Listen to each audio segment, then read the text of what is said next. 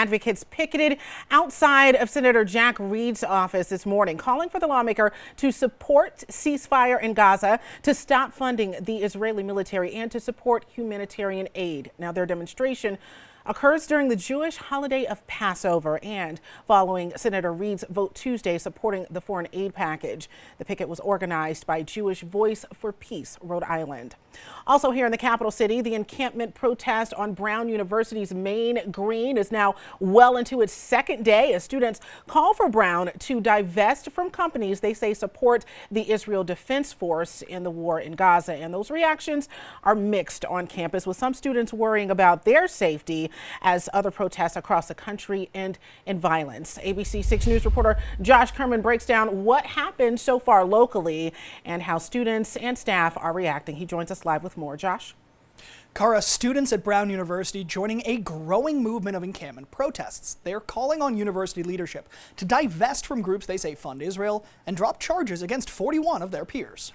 We're hopeful that our pressure is working. I think our pressure has continuously been working.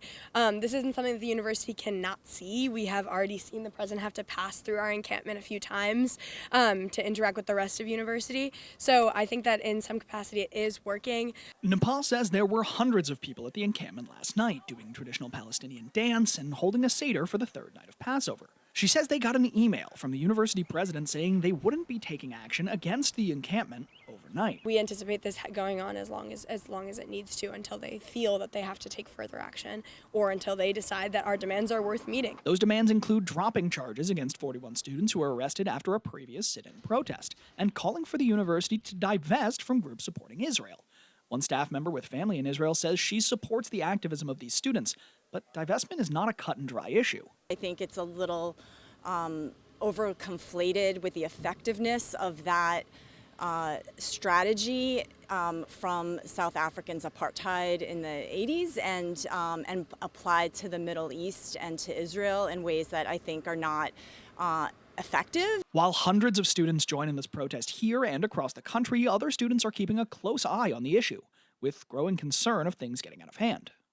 There's a possibility anyway of it escalating from this sort of peaceful situation, and I'm scared of that happening to some degree. That kind of place where it slips from peaceful protest into hate speech and the implication of violence is a fine slope. This is not in no way right now. Students have been told encampments on the green are a violation of university policy, and its leadership informed students they will face conduct hearings moving forward.